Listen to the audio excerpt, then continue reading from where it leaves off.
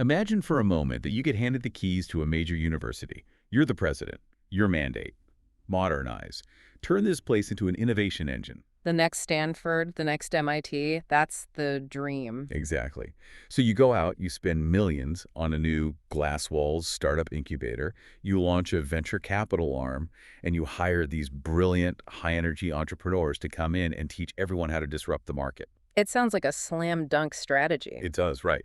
But what if I told you that it's often a complete disaster hiding in the HR files? That's the paradox, isn't it? Universities are desperate for innovation. They want the patents, the unicorns, the industry cash. But the very people they hire to make it happen, the innovators, the VCs, the strategists, end up being the most miserable employees on campus. And not just miserable. I mean, we're talking about being statistically the lowest rated employees, not just average, but underwater. Their performance scores are literally tanking. Which brings us to today's source material. We're doing a deep dive into this really fascinating and, frankly, kind of alarming new preprint. It's from the School of Business and Management at Institute Teknologi Bandung, or ITB, in Indonesia. Just came out in 2025. And even though the setting is Indonesia, the problem they describe feels, well, it feels universal. Oh, absolutely. The authors are tackling a concept they call structural incongruity. Structural incongruity. It sounds a bit like a problem with a building's foundation. And in a way it is, but it's organizational architecture. It's what happens when your stated goals, we want innovation, are actively fighting your operating system. Your operating system being how you evaluate and pay people. Precisely. And the thing that's so great about this paper is they didn't just complain about it. They brought the receipts. They built a simulation. A Monte Carlo simulation, right? Yeah. That's something you usually see in like finance or physics. Exactly. They used it to model the careers of faculty members. And they proved, mathematically, that under the current system, doing your job well can actually earn you a negative performance score. Not a zero. A negative score. Deeply negative. It's basically a mathematical proof of burnout. Okay, wow. Before we get into the carnage of that simulation, we need to set the stage. What is this system they're talking about? The paper mentions the Tri Dharma. Right. So in Indonesia, higher education is governed by this framework called the Tri Dharma Perguruan Tinggi. Which means? The 3 pillars of higher education. The 3 pillars, okay. So if you're a faculty member, your entire worth is measured by these 3 things. Pillar 1, teaching. Makes sense. Pillar 2, research. Of course. And Pillar 3, community service. Which all sounds perfectly reasonable for a professor, right? Yeah. Teach, publish, help the community. It is reasonable. If you're a traditional academic, if your job is lecturing on 18th century literature, that framework fits you like a glove. But the university isn't just hiring those people anymore. No. They're hiring what the study calls entrepreneur educators. These are the practitioners running the incubators. Exactly. Former CEOs, VCs, people with decades of real-world corporate experience. They're socialized by the market, not by the whole publish or perish culture. So the university says, go build our startup ecosystem. Mentor these founders. Make us money. But the annual review form still just says Tri Dharma. And Tri Dharma has no column for startups launched or revenue generated. None. So the university now demands 3 other things: entrepreneurship, finance, and administration. But those tasks are completely invisible to the scorecard. The paper calls this invisible labor. I think that's a term a lot of people can relate to. It's work that is explicitly required. You literally can't achieve the mission without it. But it's structurally invisible when it comes time for your review. So you're in a double bind. Yeah. If I do the job I was hired for, I fail the evaluation. And if you focus on the evaluation, writing papers you don't care about, you fail at the job. That sounds exhausting. It creates a huge psychological toll. And this is where the paper really shines. Yeah. Before they even run the numbers, they ground this in some classic organizational psychology. They bring in Holland's RIASEC typology and Vroom's expectancy theory. Right. Let's start with Holland. It's a theory of vocational fit. Personality types, right. Basically, yeah. Holland says people in their work environments fall into 6 types: realistic, investigative, artistic, social, enterprising, and conventional. You're happiest and best at your job when your type matches your work. Okay, so if you're a social person who loves people and you get stuck doing conventional accounting in a basement, you're going to be miserable and probably bad at it. Now apply that here. Traditional academic research is investigative. It's solitary, abstract, analytical work. And our entrepreneur educator. They are pure enterprising. Their work is about persuasion, leadership, risk-taking, ambiguity. It's fast-paced, high interaction. So a total clash of types. A profound clash. The study even assigns a number to this, a functional distance, on a scale from 0 to 5. For an enterprising person forced to do investigative work, It's a 4 or a 5. it's a 5. Massive friction. You're forcing your brain to run an operating system it wasn't designed for all day long. It's just emotionally depleting. But it's not just that the work is hard. It's that the reward is broken. That's where Vroom's theory comes in. Right. Victor Vroom's expectancy theory. It's basically the formula for motivation. Motivation equals expectancy times instrumentality times valence. M equals E times I times V. Okay, Professor, translate that for us.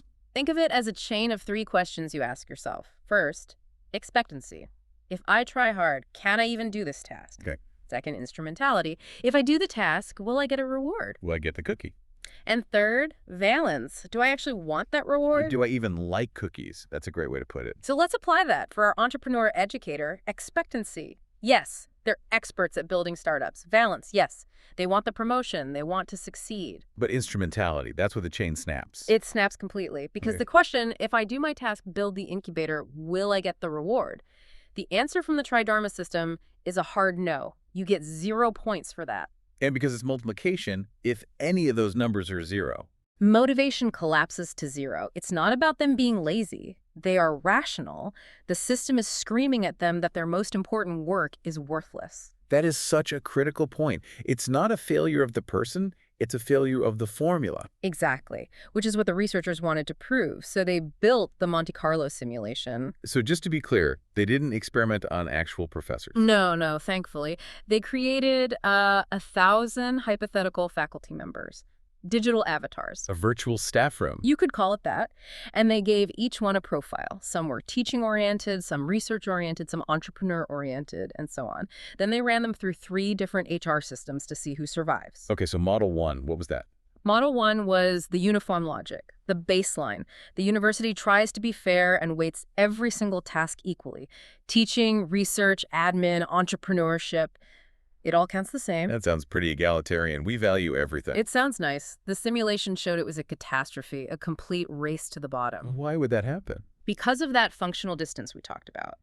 No one is good at everything. If you weight it all equally, you're forcing the researcher to do entrepreneurship, which they hate, and the entrepreneur to do deep research, which they're bad at. So you're forcing everyone to operate in their area of weakness. You're maximizing the friction for everyone. And the result was this flat, mediocre score of about 28 for every single person. It proves one size fits all just makes everyone equally bad at their job. Okay, so model 1 is mediocrity. Model 2, though, this is the villain of the story. This is the current reality. This is where it gets shocking. Model 2 uses the real Tri Dharma weights. So teaching is about 50%, research is 35%, community service is 15%. And entrepreneurship, admin, finance. 0. They don't exist on the scorecard. But, and this is the key part of the simulation, they added a penalty. Yes. This is brilliant because even though that work isn't scored, the university still demands it. You have to do it. It takes time, it takes energy, and the simulation calculates that invisible labor as a penalty. It gets subtracted from your score. So let's see the results. How did the traditional teaching-oriented faculty do? They survived. They got a positive score around 28. Not amazing, but they fit the mold so they stay afloat. And now, the moment of truth. Yeah. The entrepreneurial-oriented faculty. The people hired to innovate. Okay, brace yourself.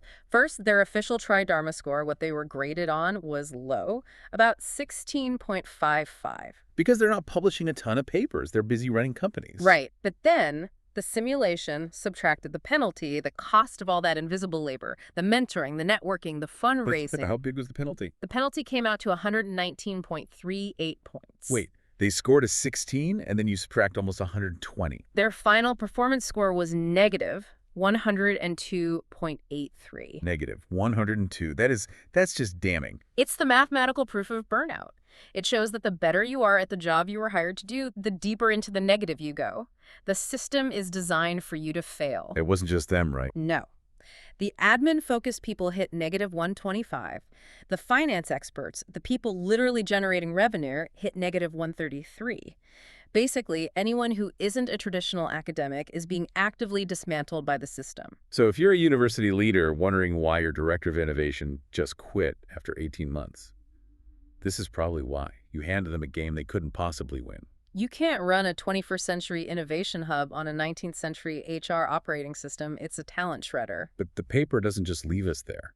They do propose a solution. Model 3. Model 3, yes. The weighted role-based system. So how is that different from Model 1 where everything was just equal? It's adaptive. The weights aren't fixed. The system is smart. It looks at your vocational type. It knows who you are. Essentially, if you're an entrepreneur type, it automatically weighs entrepreneurship heavily in your evaluation and downweights research.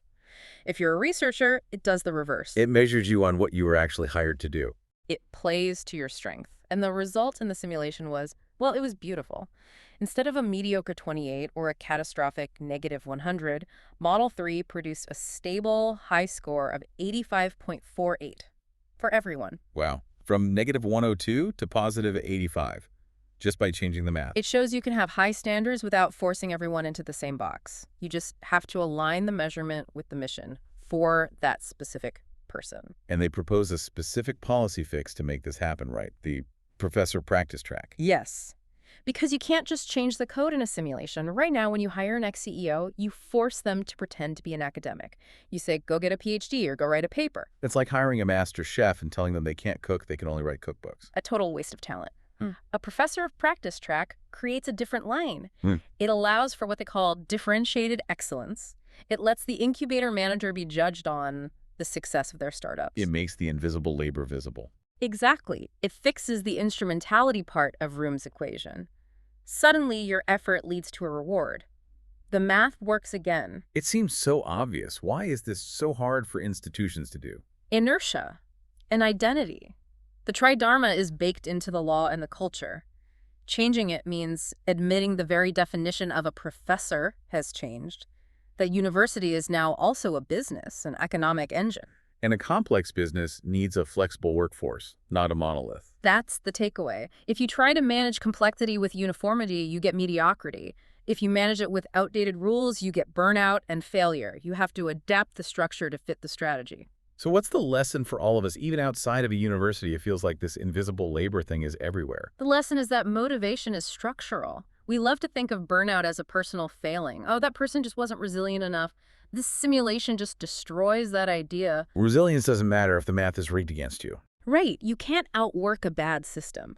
If you consistently ask people to do things that you don't measure or reward, you don't just lose productivity. You generate negative value.